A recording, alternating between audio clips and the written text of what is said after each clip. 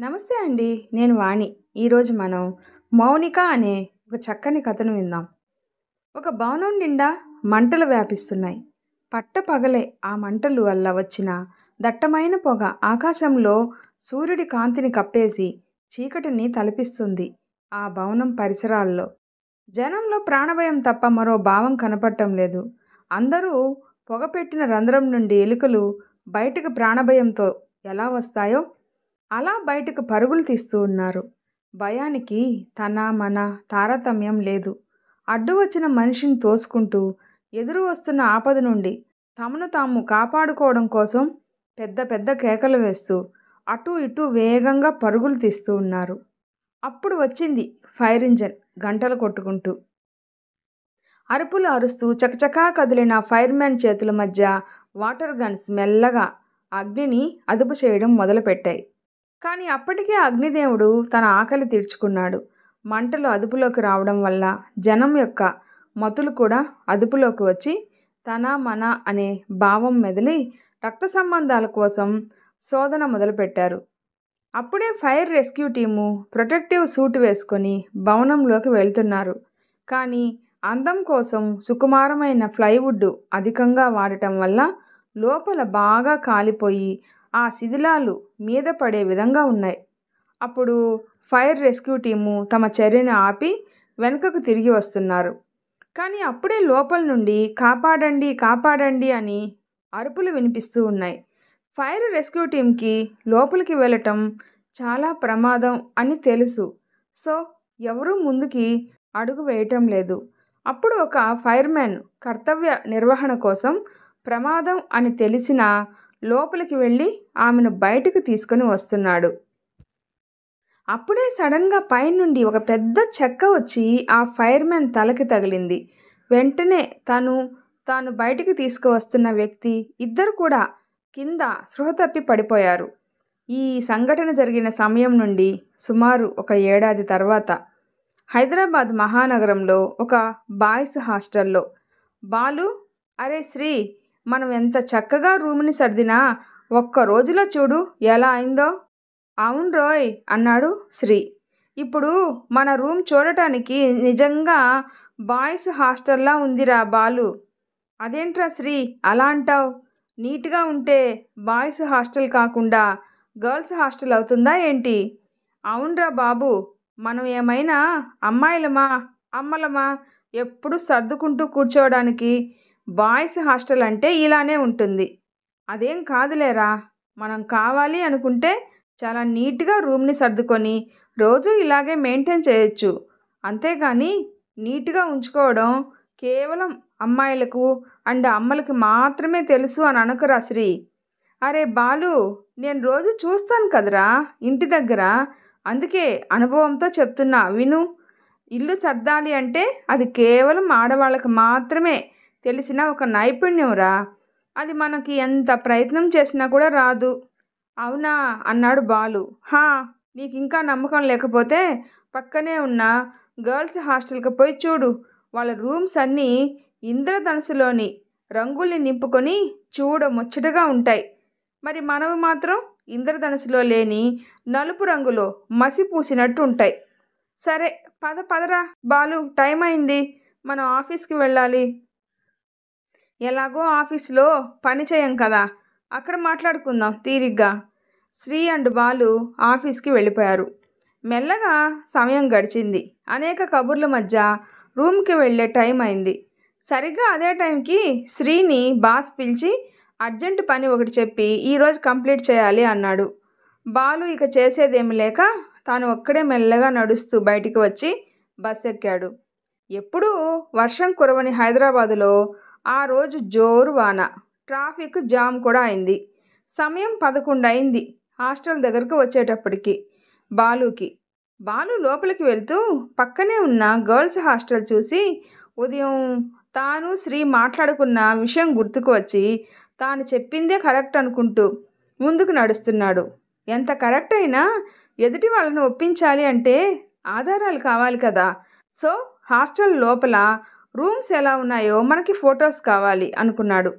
అప్పుడు తన మదిలో ఒక ఆలోచన వచ్చింది. నేనే వెళ్ళి ఏ రూమ్ అయితే చండాలంగా ఉందో ఆ రూము ఫోటో తీసి శ్రీని ఒప్పించాలి అనుకున్నాడు బాలు. అనుకున్నదే తడవుగా మెల్లగా హాస్టల్ గోడను వెనక నుండి దూకి లోపలికి వెళ్ళాడు. ఏదైనా ఒక రూమ్ లోపలికి వెళ్ళాలి అని మెల్లగా ముందుకు వెళ్తూ ఉన్నాడు. అంతలోకి ఎవరో ఒక అమ్మాయి హాస్టల్ భవనం మీద నుండి ఏడుస్తూ కిందకు దూకాలి అనుకుంటూ ఉంది. అది చూసిన బాలు ఒక్కసారిగా వేగంగా 3వ ఫ్లోర్కి వెళ్ళాడు ఆమెను కాపాడాలి అని. హలో, మీరు ఎలాగో చావాలి అనుకుంటున్నారు కదా, మీరు ఎందుకు చావాలి అనుకుంటున్నారో నాకు చెప్పి చచ్చిపోండి. ఒకవేళ అవసరమైతే నేనే మీరు కారణం చెప్పిన తర్వాత మిమ్మల్ని కిందకు తోసేస్తాను. ఆ అమ్మాయి కోపంగా ఒకరి చావు మీకు ఆటలుగా ఉంది అంటేనే అర్థమవుతుంది మీరు ఎలాంటి వారు అనేది అన్నది. బాలు అవునా, ఇంకా ఏం అర్థమైంది? నాకు మాత్రం ఒకటే అర్థమైంది. మీరు ఆ అమ్మాయి నేను ఉట్టి పిరికివాళ్ళు అని, ధైర్యం లేని వాళ్ళు అని. హత్య కంటే ఇంకా దారుణం ఆత్మహత్య, అది మీకు తెలుసా? సమస్య ఏదైనా దానికి ఒక పరిష్కారం ఉంటుంది. మీరు దాన్ని కనిపెట్టడంలో ఓడిపోయారని తెలుస్తుంది. అందుకు ఆ అమ్మాయి అవును, నేను ఓడిపోయాను. దానికి కారణం నేనే. నేను ఒక మామూలు అమ్మాయిని, ఏం చేయగలను? సహాయం అడిగితే చెయ్యి అందించే నా అనేవాళ్ళు లేని ఒక అమ్మాయిని. సరే అండి, నేను మీకు ఆ చెయ్యి అందిస్తాను. కానీ మీరు నాకు మీ పూర్తి గతం అలాగే భవిష్యత్తులో నేను మీకు చేయవలసిన సహాయం చెప్పండి. అప్పుడే నేను మీకు 100% హెల్ప్ చేయగలను. ఆ అమ్మాయి గతం కోసం వెనక్కి వెళ్తే ముందు ఉన్న నా భవిష్యత్తు చీకటవుతుంది.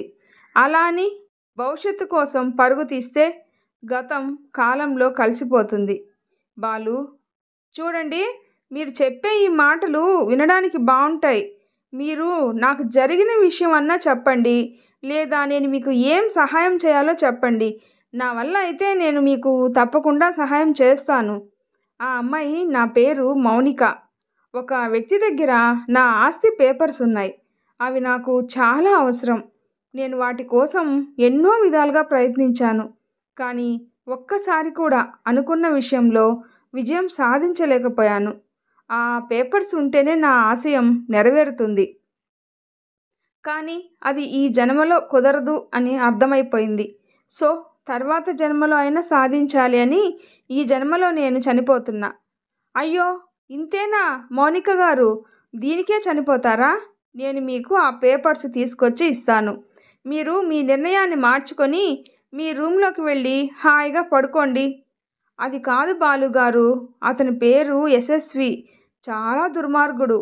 అతని వల్ల మీకేమైనా అయితే అవన్నీ నేను చూసుకుంటాను. కానీ మీరు అతని అడ్రస్ చెప్పి లోపలికి వెళ్ళి పడుకోండి.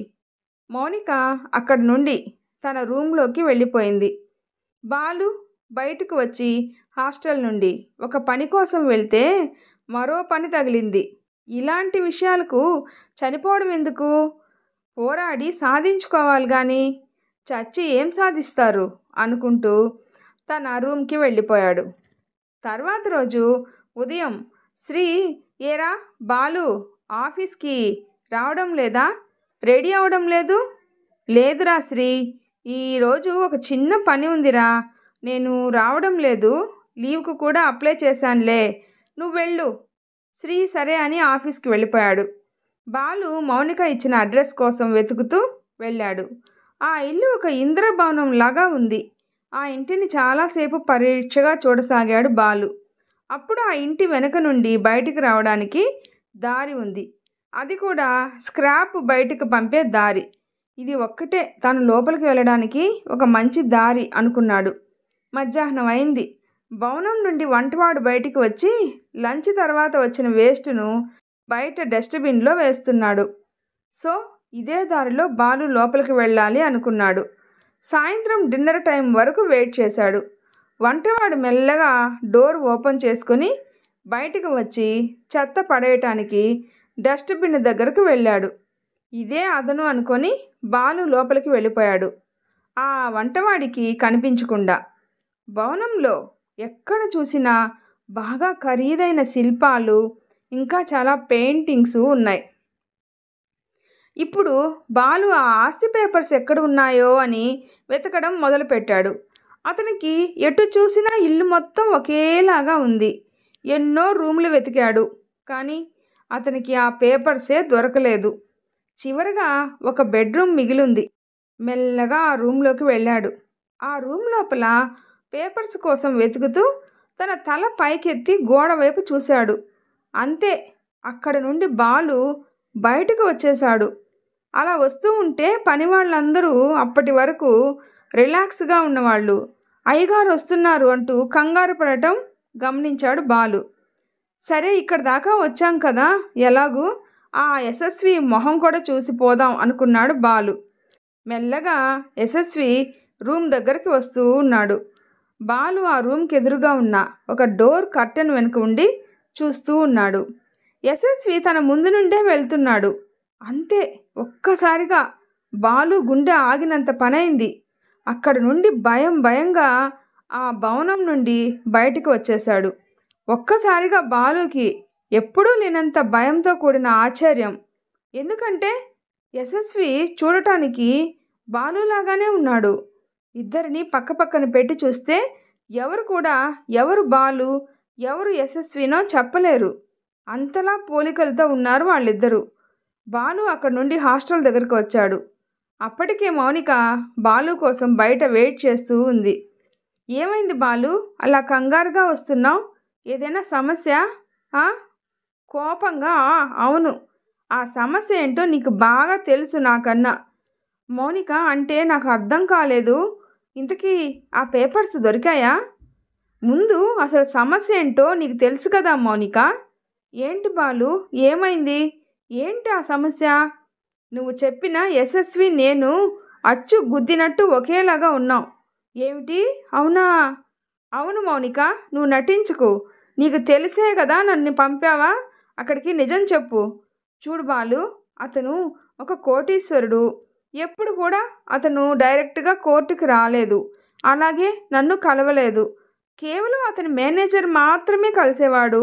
సో నన్ను నమ్ము, ఇప్పటి వరకు నేను అతన్ని చూడనే లేదు, చూడాలి అని కూడా అనుకోవటం లేదు. ఒకవేళ నువ్వే ఏదో కంగారులో అతని మొహం చూసి భ్రమపడి ఉంటావు. ఇంతకీ పేపర్స్ సంగతి ఏంటి బాలు? అంతేనా మౌనిక, నేనే భ్రమపడ్డానంటావా? మౌనిక, అవును. సరే మౌనిక, ఈరోజు పేపర్స్ తీసుకురావడం కుదరలేదు. నేను ఒక 2 రోజుల తర్వాత తీసుకొస్తాను. అర్జెంటుగా ఇంటికి వెళ్ళాలి, అమ్మ నుండి ఫోను. ఓకే, పర్లేదు బాలు. చచ్చిపోవాలి అనుకున్న దాన్ని నీ మాటల వల్ల ఆగాను కదా. ఇప్పుడు మీ అమ్మ కోసం ఇంకో 2 రోజుల వరకు వెయిట్ చేస్తాను. సరే, నువ్వు వెళ్ళు, బాయ్. ఓకే మౌనిక, నేను నిన్ను మళ్ళీ ఇదే ప్లేస్లో ఒక 2 రోజుల తర్వాత ఇదే టైంకి వచ్చి కలుస్తాను. బాయ్. బాలు అక్కడి నుండి తన రూమ్కి వెళ్ళిపోయాడు. మౌనిక హాస్టల్ రూమ్లోకి వెళ్ళిపోయింది. 2 రోజులు గడిచాయి. మౌనిక బాలు కోసం హాస్టల్ బయట వెయిట్ చేస్తూ ఉంది. అతను చెప్పిన టైంకి దూరం నుండి ఎవరో పరుగున వస్తున్నారు. మౌనిక ఎవరా అని చూస్తూ ఉంటే బాలు, ఎందుకు అలా పరిగెడుతూ వస్తున్నావు? నిన్ను యశస్వి ఏమైనా చూసేశాడా? అదేం లేదు మౌనిక, నీకు నేను ఈ పేపర్స్ ఇవ్వాలి అనే తొందరలో వేగంగా వస్తున్నా, అంతే. ఓ, అంతేనా? మౌనిక, నాకొక అనుమానం. నువ్వు ఇన్నిసార్లు కోర్టులో కేసు వేశాను, అలాగే చాలా రకాలుగా నువ్వు యశస్వి వాళ్ళని అడిగాను అన్నావు కదా ఆ పేపర్స్ కోసం. వాళ్ళు ఒకవేళ నిన్ను చంపేస్తే నువ్వేం చేసేదానివి? అలాగే ఎందుకని అంత డబ్బు ఉండి కూడా నిన్ను వాళ్ళు ఏమీ చేయలేకపోతున్నారు? ఏమో బాలు, నాకు అవన్నీ ఏం తెలీదు. నాకు తెలుసు, నేను చెప్పనా ఎందుకో? తప్పకుండా బాలు, చెప్పు. వాళ్ళకి నిన్ను మళ్ళీ చంపడం కుదరదు కనుక మౌనిక. అంటే ఏంది బాలు? వాళ్ళు నిన్ను ఎప్పుడో చంపేశారు. నువ్వు ఒక ఆత్మవి. సరిగ్గా కొన్ని నెలల క్రితం వాళ్ళు నిన్ను చంపేశారు. నువ్వు ఆత్మగా వచ్చి మళ్ళీ యశస్విని చంపడానికి ట్రై చేస్తే అతని ఇంటి చుట్టూ రక్షా ముగ్గు వేసుకున్నాడు. అందువల్లే నువ్వు ఇంటికి కూడా వెళ్ళలేక నన్ను హెల్ప్ కోసం అడగాలి అని ఇంత నాటకం ఆడావు. ఇంకోటి, యశస్వి ఎవరో కాదు, నీ బావే. నీ మెడలో 3 ముళ్ళు వేసి నిన్ను అగ్ని సాక్షిగా పెళ్లి చేసుకున్న నీ బావే ఈ యశస్వి.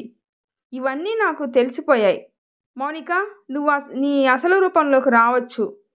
అవును బాలు, వాళ్ళు నన్ను చంపేశారు అంటూ తాను తన నిజమైన ఆత్మరూపంలోకి మారింది. వెంటనే బాలు తన పాకెట్లో ఉన్న ఒక మంత్రించిన జాడీని బయటికి తీసి వేగంగా దానిని మౌనిక వైపు తిప్పి మూత ఓపెన్ చేశాడు. అంతే, మౌనిక ఆత్మ జాడీలో బందీగా అయింది. నిజానికి నిజమైన బాలు ఇంకా ఇంటి నుండి రాలేదు. ఇప్పుడు బాలులాగా వచ్చింది యశస్వి. ఆ బాలు ఆ రోజు అక్కడి నుండి బయటికి వస్తున్నప్పుడు బయట ఉన్న సీసీటీవీలో దొరికాడు.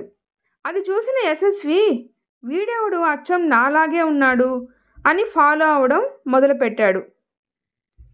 అక్కడ బాలు మౌనిక ఆత్మతో మాట్లాడడం చూసి భయపడి ఎలా అయినా సరే ఆత్మని పట్టుకోవాలి అని అనుకున్నాడు. అందుకే అతను ఒక పక్కాగా వాళ్ళకి కనిపించకుండా దాక్కొని వాళ్ళ మాటలన్నీ విన్నాడు.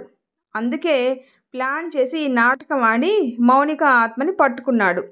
ఒకవేళ అదే రోజు బాలుగాని వస్తే అతన్ని చంపమని ఇంకొంతమంది రౌడీల్ని రెడీ చేసి ఉంచాడు. యశస్వి ఆ జాడీ తీసుకుని తన ఇంటికి వెళ్ళి ఈ మౌనిక ఆత్మని గాలిలో కలపాలి అనుకొని పూజకి సిద్ధమయ్యాడు. ఆ తర్వాత రోజు బాలు ఇంటి నుండి చాలా బాధతో రూమ్కి వచ్చాడు. కొంచెం టైం రెస్ట్ తీసుకొని హాస్టల్ దగ్గరికి వెళ్ళాడు మౌనిక కోసం. కానీ మౌనిక అక్కడ లేదు. సర్లే అని తన కోసం బయట వెయిట్ చేస్తూ కూర్చున్నాడు. ఒక పక్క కూర్చొని మెల్లగా బాలు ఆలోచనలన్నీ 2 రోజులు వెనక్కి వెళ్ళాయి. బాలు ఇంటికి వెళ్ళాలి అని చెప్పి మౌనిక దగ్గర నుండి ఆ రోజు వచ్చేశాడు. రూమ్లో పడుకుని ఆలోచిస్తూ ఉన్నాడు. ఎందుకంటే బాలు యశస్వి రూమ్లోకి వెళ్ళిన సమయం అక్కడ తాను తల పైకి ఎత్తి చూసినప్పుడు అక్కడ గోడ మీద ఒక పెద్ద ఫ్యామిలీ ఫోటో ఉంది. దానిలో యశస్వికి మౌనికకి పెళ్ళి అయినట్టు ఉంది. ఇంకా మౌనిక మరో ఫోటోకి పూలమాల వేసి జననం మరణం అని రాసి ఉన్నాయి. అప్పుడే బాలుకి మౌనిక ఆత్మ అని తెలిసింది. కానీ ఒక ఆత్మ ఇలా హెల్ప్ అడిగింది అంటే దానికి ఏదో ఒక బలమైన కారణం ఉండి ఉంటుంది అని నమ్మి ఆ ఫోటోని తన ఫోన్లో పిక్ తీసుకొని దాన్ని జూమ్ చేసి చూస్తుంటే ఆ ఫోటోకి కార్నర్లో ఒక ఫోటో స్టూడియో నంబర్ ఉంది. దానికి కాల్ చేసి అడ్రస్ కనుక్కొని అక్కడికి వెళ్ళాడు బాలు. అసలు విషయం ఏంటో తెలుసుకోవడానికి. హైదరాబాద్కి కొన్ని కిలోమీటర్ల దూరంలో ఒక విలేజ్లో ఉంది ఆ స్టూడియో. బాలు తన మొహం కనపడకుండా స్కార్ఫ్ కట్టుకొని ఆ ఓనర్తో మాట్లాడుతున్నాడు. తన ఫోన్లో ఉన్న మౌనిక వాళ్ళ ఫ్యామిలీ ఫోటో చూపించి ఆ స్టూడియో ఓనర్ని అడిగాడు, మీకు వీళ్ళు ఎక్కడ ఉంటారో తెలుసా అని. అప్పుడు అతను ఇదే ఊరిలో పలానా అడ్రస్ అని చెప్పాడు. బాలు అక్కడి నుండి ఆ అడ్రస్కి వెళ్ళాడు. ఇక్కడ కూడా బాలు తన మొహం కనపడకుండా స్కార్ఫ్ కట్టుకునే ఉన్నాడు. ఎందుకంటే ఒకవేళ ఎవరైనా తనని చూసి యశస్వి అని అనుకుంటే అప్పుడు అసలుకే మోసం వస్తుంది అని. అక్కడ ఉన్న ఇంటికి దాదాపుగా ఒక 2-3 నెలల నుండి ఎవరూ లేనట్టుగా ఉంది. కేవలం వాచ్మెన్ తప్ప మరెవరూ లేరు. హలో వాచ్మెన్, ఇంట్లో ఎవరూ లేరేంటి? మీరెవరు సార్? అయినా ఈ ఇంట్లో ఎవరు ఉండటం లేదు. అవునా, ఎందుకు? మరి ఇప్పుడు ఇంట్లో ఉన్న వాళ్ళని కలవాలి అంటే ఏ అడ్రస్కి వెళ్ళాలి? అయినా ఈ ఇల్లు ఎందుకని ఖాళీ చేశారు? మీరెవరో ముందు చెప్పండి సార్. నేను మౌనిక ఫ్రెండ్ను. ఆమెను కలవడం కోసం ఇక్కడికి వచ్చాను. మౌనిక అమ్మగారు వాళ్ళ ఫ్యామిలీ అందరూ ఒక పెద్ద అగ్ని ప్రమాదంలో చనిపోయారు సార్. కాస్త వివరంగా చెప్పు. సార్, మౌనిక అమ్మగారిది ఒక పెద్ద కుటుంబం. ఒకసారి మౌనిక వాళ్ళ అత్తయ్య మావయ్య వాళ్ళు అనుకోని విధంగా ఒక రోడ్డు ప్రమాదంలో చనిపోయారు. అప్పుడు మౌనికని వాళ్ళ అబ్బాయి యశస్వికి ఇచ్చి పెళ్లి చేయాలి అని మాట తీసుకొని చనిపోయారు. మౌనిక వాళ్ళ అమ్మగారు యశస్విని సొంత కొడుకులాగా పెంచుకున్నారు. ఇంకా చెప్పాలి అంటే అంతకు మించే పెంచారు. మౌనిక తన అమ్మగారితో నేను డాక్టర్ చదివిన తర్వాత మాత్రమే పెళ్లి చేసుకుంటాను అని చెప్పడం వలన కొన్ని రోజులు పెళ్లి వాయిదా పడింది. తర్వాత కొన్ని రోజులకు ఆమె చదువంతా అయ్యి ఊరికి తిరిగి వచ్చింది. వెంటనే పెళ్లి ముహూర్తాలు చూసి రెడీ అయ్యారు. పెళ్ళి అయిన మరుక్షణం ఆ ఫంక్షన్ హాల్లో ఒక పెద్ద అగ్ని ప్రమాదం జరిగి అందరూ చనిపోయారు, ఒక్క యశస్వి తప్ప. ఆయన కూడా ఇప్పుడు ఇక్కడ ఉండటం లేదు. నెల నెల నాకు జీతం వేస్తారు. అప్పుడప్పుడు వచ్చి ఇంటిని చూసిపోతూ ఉంటారు. చాలా మంచి మనిషి యశస్వి అయ్యగారు. ఇంతకీ అసలు అగ్ని ప్రమాదం ఎందుకు జరిగింది నీకు తెలుసా? తెలీదు సార్. ఎంతోమందిని ప్రేమగా చూసే కుటుంబం సార్, పాపం. సరే అయితే మరి నేను వెళ్తాను. సరే సార్. ఒకవేళ యశస్వి అయ్యగారు వస్తే ఏమైనా చెప్పమంటారా? నువ్వు వద్దు, నేనే కలిసి చెప్తాను అని అక్కడి నుండి బాలు తిరిగి తన ఊరికి వచ్చేయాలని మెల్లగా ముందుకు నడుస్తూ ఉన్నాడు. ఎవరో తన వెనక ఫాలో అవుతున్న ఒక రకమైన ఫీలింగు బాలుకి మొదలైంది. బాలు తన నడకలో వేగం పెంచి బస్టాండ్కి వచ్చాడు. అక్కడ హైదరాబాదు బస్ కోసం ఎదురు చూస్తూ ఉన్నాడు. తన మనసులో ఎన్నో ఆలోచనలు. ఒక ఆత్మ మామూలు మనిషితో పోలిస్తే ఎంతో శక్తి కలిగి ఉంటుంది. కానీ ఎందుకని నా హెల్ప్ కోరింది? అది కూడా తనను అగ్ని సాక్షిగా పెళ్లి చేసుకున్న తన సొంత బావ దగ్గర నుండి. తన ఆస్తి పేపర్స్ కోసం ఎందుకు అంత కంగారు పడుతుంది? ఇలా ఎన్నో ప్రశ్నలు బాలు మదిలో ఉన్నాయి. అంతలోకే ఒక వ్యక్తి బాలు ముందుకు వచ్చి కూర్చున్నాడు. అతను బాగా ఒంట్లో శక్తి లేకుండా చూపు మందగించి ఉన్నాడు. కానీ అతని కదలికలు వేగంగా ఉన్నాయి. బాబు, నువ్వెందుకు మహాలక్ష్మి గారి కోసం వచ్చావు? మహాలక్ష్మినా? ఆమె ఎవరు? మహాలక్ష్మి గారు ఎవరో తెలియకుండానే వాళ్ళ ఇంటికి వెళ్ళి ఆమె కూతురు ఫ్రెండ్ అని చెప్పావా? మహాలక్ష్మి అంటే మౌనిక వాళ్ళ అమ్మగారా? అవును. ఎందుకు వచ్చారు మీరు ఈ ఊరు అసలు? మీకు మౌనికకి ఏం సంబంధం చెప్పండి. ఆమె ఫ్రెండ్ని నేను. నేను కలిసి చదువుకున్నాం. సడన్గా ఆమె నెంబరు పనిచేయటం లేదు. నేను ఆమెకి ఏమైనా అయిందేమో అని ఇంతకు ముందు చెప్పిన అడ్రస్ నాకు గుర్తుంటే వచ్చాను అంతే అని బాలు ఒక అబద్ధం చెప్పాడు. ఇప్పటి వరకు ఎవరు కూడా ఆమెను చూడటానికే రాలేదు. మీరు ఇప్పుడు వచ్చారు. పైగా మీరు ఆమెకు ఫ్రెండు అంటున్నారు. ఆమెకు జరిగిన అన్యాయానికి మీరేమైనా న్యాయం చేయగలరా? అన్యాయమా? అసలు ఏమైంది? వివరంగా చెప్పండి. యశస్వి తన పేరులో ఉన్న తేజస్సు తన మనసులో లేదు. చిన్న వయసు నుండే తల్లిదండ్రుల ప్రేమకి దూరమయ్యాడు అని మహాలక్ష్మి గారు తన సొంత కూతురు కంటే ఎక్కువ ప్రేమతో పెంచారు. కానీ పాముకి పాలు పోసి పెంచిన విషం కక్కినట్టు యశస్వి చిన్నతనం నుండే తన మనసులో ప్రేమకు బదులు అమ్మగారి ఆస్తి మీదే ఆశ పెంచుకున్నాడు. అది తెలియక అమ్మగారు అతడికి తన కూతురు మౌనికానిచ్చి పెళ్లి చేశారు.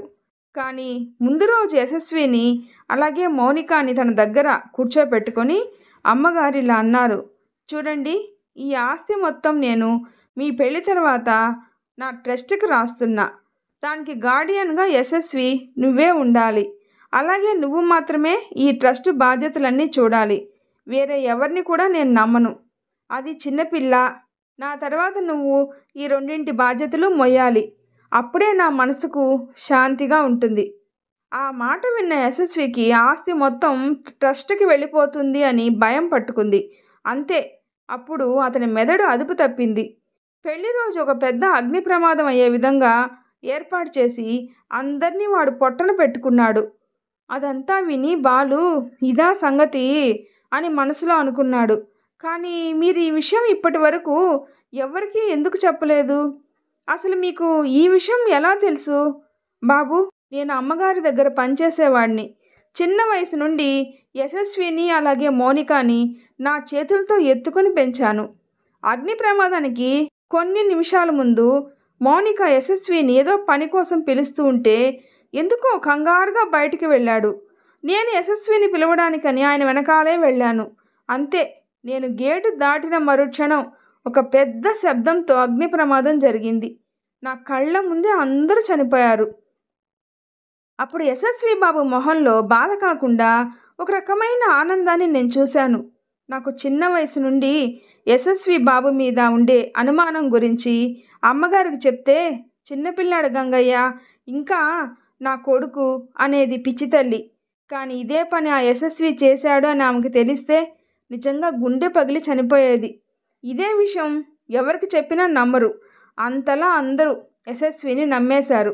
ఎన్నోసార్లు అమ్మాయి గారి సమాధుల దగ్గరికి వెళ్ళి, మీరు బ్రతికి ఉన్నప్పుడు యశస్వి నిజస్వరూపం గురించి మీకు తెలియలేదు. కనీసం మీ చావు తర్వాత అయినా ఆ నీచుడు గురించి మీకు తెలియాలి. జరిగిన విషయం మొత్తం కొన్ని వందల సార్లు చెప్పాను. కానీ ఏం ప్రయోజనం? మీరు ఇంకా యశస్వి మాయలో పడలేదు. అందుకే నేను మీ సహాయం కోసం వచ్చాను. మీరేదైనా సహాయం చేయండి బాబు అని కన్నీరు పెట్టుకున్నాడు. తప్పకుండా చేస్తాను. బాలు అక్కడి నుండి సిటీకి వచ్చేశాడు. రోడ్డు మీద స్పీడ్గా ఒక లారీ వెళ్ళింది. అంతే, బాలుకు ఒక్కసారిగా మెలకు వచ్చింది నిద్ర నుండి. ఎంత సమయం అయినా మౌనిక రావడం లేదు. బాలు మనసులో కొంచెం టెన్షన్ మొదలైంది. ఒక్కసారిగా తన మనసులో ఒక ఆలోచన వచ్చింది. ఒకవేళ మౌనిక ఆ పేపర్స్ కోసం యశస్వి ఇంటికి వెళ్ళిందా అని అనుమానం. అంతే, అక్కడ నుండి మళ్ళీ యశస్వి ఇంటికి వేగంగా చేరుకున్నాడు. ఇంట్లోకి మెల్లగా వెళ్ళాడు. వెనక డోరు లాక్ ఓపెన్ చేసి కింద ఏదో ఒక మంత్రోచ్చారణ జరుగుతూ ఉంది. బాలు మనసులో ఏదో కీడు సంభవిస్తుంది అని అనిపించింది. మెల్లగా హాల్ వైపు వెళ్ళాడు. కింద ఒక మాంత్రికుడు ఏవో మంత్రాలు చదువుతూ ఉన్నాడు. యశస్వి ఆయన ముందు కూర్చొని ఉన్నాడు. బాలు కొంచెం దగ్గరకు వెళ్ళి చూశాడు. ముందుగా ఉన్న గాజు జాడీలో మౌనిక ఆత్మను చూశాడు. ఏదో విధంగా ఆ జాడీని పగలగొట్టి ఆమెను బయటకు తీసుకురావాలి అని అనుకున్నాడు. అంతలోకే మంత్రోచ్చారణ ఆగింది. ఇప్పుడు ఈ ఆత్మని గాలిలో కలపడానికి ఇంకా ఒక్క ఘట్టం మాత్రమే మిగిలింది. యశస్వి, నువ్వు ఆ గాజు జాడీని అగ్నిలో వేసి నేను చెప్పిన మంత్రాన్ని 3 సార్లు మనసులో పలికితే అగ్ని వేడికి ఆ జాడీ మూత పగిలి దానిలోని ఆత్మ ఆ అగ్నికే ఆహుతవుతుంది. ఎందుకంటే నువ్వు ఆమెను ఒక అగ్ని ప్రమాదంలోనే చంపావు కాబట్టి ఆమె ఆత్మను నాశనం చేసే శక్తి కూడా అగ్నికే ఉంటుంది. అందుకే ఆ జాడీ తీసుకొని నువ్వు ఇలా హోమగుండం దగ్గరకు రా అని మాంత్రికుడు చెప్పాడు. యశస్వి ఆ గాజు జాడీని తీసుకొని గుండం దగ్గరకు వచ్చాడు. ఆ గాజు జాడీని అగ్నిలో వేశాడు. వెంటనే బాలు వేగంగా వెళ్ళి మంటలో పడుతున్న ఆ జాడీని దూకి పట్టుకున్నాడు. అతని భుజాలకి మంట అంటుకుంది. ఒక్కసారిగా యశస్వికి మాంత్రికుడికి ఏం జరుగుతుందో కూడా అర్థం కాలేదు. బాలు కాలుతున్న తన భుజాన్ని మర్చిపోయి తన చేతిలో ఉన్న జాడీని బలంగా నేలకేసి కొట్టాడు. అంతే, ఒక్కసారిగా ఆత్మ బయటకు వచ్చింది. ఒక వికృత రూపంలోకి మారింది. బాలు వైపు చూసి ఒక్కసారిగా ఊపిరి గట్టిగా వదిలింది. దెబ్బకి మంటలు ఆరిపోయాయి. మాంత్రికుడు మంత్రం పలికే లోపే తాను తెచ్చుకున్న అన్ని వస్తువులను భూమిలో కలిపేసింది. మాంత్రికుడికి చేసేదేమీ లేక ఆత్మతో నేరుగా ఢీకొన్నాడు. కానీ బలహీన మానవ శరీరం కదా, ఆత్మ ముందు ఎక్కువసేపు నిలవలేకపోయాడు. మౌనిక మాంత్రికుడిని చంపి తల వేరు చేసింది. అంతలోకి యశస్వి తన దగ్గర ఉన్న మరో గాజు జాడీలో ఆమెను బంధించడానికి తీసుకువచ్చాడు. అది చూసిన బాలు యశస్విని ఆపడానికి ప్రయత్నం చేస్తున్నాడు. బాలు యశస్వి ఇద్దరూ తీవ్రంగా పోరాడుతూ ఉన్నారు. కానీ మౌనిక మాత్రం యశస్విని అసలు ఏమీ చేయడం లేదు. బాలుకి ఏం అర్థం కావట్లేదు. మౌనిక ఎందుకని ఇంకా యశస్విని చంపకుండా అలా నిశ్శబ్దంగా ఉంది అని. యశస్వి బాలుని కింద పడేసి ఒక కత్తితో పొడవడానికి ట్రై చేస్తూ ఉన్నాడు. అప్పుడు బాలు కావాలనే యశస్విని నిలవరించడానికి ప్రయత్నం చేయకుండా కత్తి కొద్దిమేర తన శరీరంలోకి దిగే వరకు ఆగాడు. అది చూసిన మౌనిక యశస్విని బాలు మీద నుండి పక్కకు తోసేసింది. అంతే, యశస్వి బాలు పగలగొట్టిన జాడీ యొక్క సీసా పెంకులపై పడడం వలన అవి అతని మెడ దగ్గర దిగి చనిపోయాడు. బాలు పైకి లేచి యశస్వి రూమ్ నుండి ఆ పేపర్స్ అన్నీ బయటికి తీసుకొచ్చాడు. ఇవిగో మౌనిక, నువ్వు అడిగిన పేపర్సు. నేను నిన్ను కలిసిన తొలి రోజునే నా పేరు చెప్పకుండానే నువ్వు నన్ను బాలు అని పిలిచావు. అప్పుడు నేను నీ బాధ గురించి ఆలోచించాను. అందువల్ల నేను అది పెద్దగా పట్టించుకోలేదు. మౌనిక నార్మల్ రూపంతో, బాలు, నాకు శక్తి ఉండి కూడా అశక్తురాలనయ్యాను. యశస్వి ఇంటి చుట్టూ ఒక రక్షాయంత్రం ఉంది. అందువల్ల నేను ఆ ఇంటి దగ్గరకు కూడా వెళ్ళలేకపోతున్నా. ఇప్పుడు నేను ఈ ఇంటి నుండి బయటికి వెళ్ళలేను. ఇంటి లోపలికి నేను రాలేను. ఒకవేళ వస్తే తిరిగి మళ్ళీ బయటికి వెళ్ళలేను. అందుకే నాకు నీ సహాయం అవసరమైంది బాలు. కానీ నేనే ఎందుకు నీ పని కోసం నన్నే ఎందుకు వెతికావు బాలు? నీకు గతం గుర్తులేదు. సరిగా ఒక ఏడాది క్రింద నువ్వు ఒక అగ్ని ప్రమాదంలో ఒక అమ్మాయిని రక్షించడం కోసం ఎగిసి పడిపోతున్న మంటల మధ్యకి వెళ్ళి మరీ ఆమెను కాపాడాలని చాలా ట్రై చేశావు. కానీ విధి ఇలా రాసి ఉంటే మనం మాత్రం ఏం చేయగలం? అప్పటికే ఆ అమ్మాయి కాలిపోయి చావుకు దగ్గరలో ఉంది. అతను ఆమెను బయటకు తీసుకొని వస్తూ ఉంటే ఒక దూలం పడి నువ్వు కింద మంటలో పడిపోయావు. నీ మొహం మొత్తం కాలిపోయింది. నిన్ను ఆ అమ్మాయిని హాస్పిటల్కి తీసుకుని వెళ్ళారు. ఆ అమ్మాయి చనిపోయింది. నువ్వు కాలిపోయిన మొహంతో అలా ఉన్నావు. ఇంతకీ ఆ అమ్మాయి ఎవరో కాదు, నేనే బాలు. తన కంటి నుండి తన ప్రమేయం లేకుండానే కన్నీరు బయటికి వస్తూ ఉంది బాలుకి. అప్పుడే నాకు మా పనివాడు కాదు కాదు నన్ను పెంచిన నా తండ్రి లాంటివాడు అనే మాటల వల్ల జరిగిన విషయం అంతా తెలుసుకున్నా. అంతే, నాలో అప్పటి వరకు ఉన్న యశస్వి మీద ప్రేమ పోయి అసహ్యం వేసింది. అమ్మ కోరిక ఎలాగైనా తీర్చాలి అని అనుకున్నా. ఎందుకంటే అమ్మకి నాకంటే యశస్వి అంటేనే ప్రాణం. కానీ ఆ యశస్వి మీ అమ్మ ప్రాణం తీశాడు అని తెలిసి కూడా ఎందుకని నువ్వు అతని మీద పగ తీర్చుకోవడం లేదు? అమ్మ నా చిన్నతనంలో ఏ కారణం చేత కూడా నువ్వు యశస్వితో గొడవ పడకూడదు, నేను బతికున్నంత వరకు అంది. అమ్మకి ఇచ్చిన మాట వల్ల యశస్వికి ఎటువంటి హాని తలపెట్టలేదు. అంతేకాని మీ అమ్మగారు నీతో పాటు ఆ మంటల్లో చనిపోయారు కదా? లేదు బాలు, ఆవిడ ఇంకా బ్రతికే ఉన్నారు. ఆ ట్రస్ట్ వాళ్ళు చావు బతుకుల మధ్య ఉన్న కొంతమందిని తీసుకువెళ్ళి వైద్యం చేస్తున్నారు. అప్పుడు అమ్మ ఉన్న గది పూర్తిగా దగ్ధం అవడం వల్ల అమ్మ చనిపోయిందని అనుకున్నారు. కానీ ఆమె అగ్ని ప్రమాదం జరిగిన సమయంలో అక్కడ లేదు, వేరే చోటు ఉంది. అమ్మ మొహం కాలిపోవడం, అలాగే అమ్మ ఒక్కసారిగా అంత పెద్ద అగ్ని ప్రమాదం, అందులో మేమందరం మరణించటం ఎన్ని చూసి షాక్కి గురైంది. అందువల్ల అమ్మని ఎవరూ అక్కడ గుర్తుపట్టలేకపోయారు. కానీ ఆ ట్రస్టులో ఉన్న రాధిక అనే ఒక అమ్మాయి ఆమెను గుర్తుపట్టి చాలా చక్కగా వైద్యం చేస్తూ ఉంది. నేను నీకు ఎలా కనిపించి సహాయం అడిగానో అలాగే ఆమెకు కూడా కనపడి అమ్మ విషయం బయట ఎవరికీ చెప్పొద్దు అన్నాను. అలాగే అమ్మ ఎప్పుడు కూడా యశస్వి అని ఆ దుష్ట దుర్మార్గపు చక్రవర్తినే తలుస్తుంది.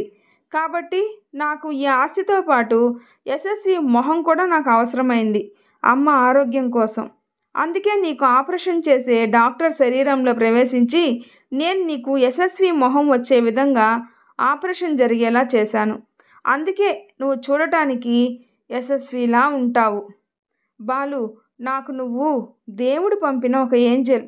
అగ్ని ప్రమాదంలో నాకు సహాయం చేయడంలో విఫలమయ్యి ఇప్పుడు ఇక్కడ ఇలా హెల్ప్ చేశావు. ఇదంతా విధి, దైవ నిర్ణయం.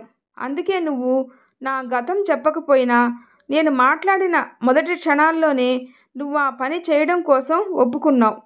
ఇక నేను నిన్ను అమ్మతో చూస్తే చాలు, నా ఆత్మకి శాంతి కలుగుతుంది బాలు.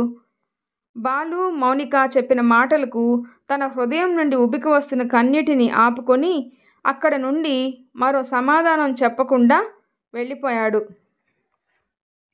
కొన్ని రోజుల తర్వాత బాలు ఆ ట్రస్ట్కి చైర్మన్ అయ్యాడు. బాలుతో పాటు మౌనిక వాళ్ళ అమ్మ కూడా ఆ ట్రస్టులోనే ఉంటున్నారు. తాను అనుకున్న పనులలో ఒక పని జరిగింది. నా దగ్గర నా కూతురు లేకపోతేనేం, నా కొడుకు ఉన్నాడు అని ధైర్యంగా బ్రతకటానికి మహాలక్ష్మి గారికి ఒక ఆసరా దొరికింది. రోజులు వేగంగా పరుగులు తీశాయి. మెల్లగా బాలు తన పేరు మర్చిపోయాడు. యశస్వి అనే పేరుతోనే స్థిరపడిపోయాడు. అలాగే రాధిక యశస్వి కలిసి ట్రస్ట్ పనులు చేస్తూ జీవితం కొనసాగించాలి అని నిర్ణయించుకున్నారు. మౌనిక ఆత్మ కూడా ఇక బాలుకి రాధికకి కనిపించటం మానేసింది. తన ఆత్మకి శాంతి కలిగింది. ఈ స్టోరీ మీకు నచ్చినట్లయితే ప్లీజ్ లైక్ చేసి షేర్ చేయండి, సబ్స్క్రైబ్ చేసుకోండి. స్టోరీ ఎలా ఉందో తప్పకుండా కామెంట్ చేయండి. Thanks for listening.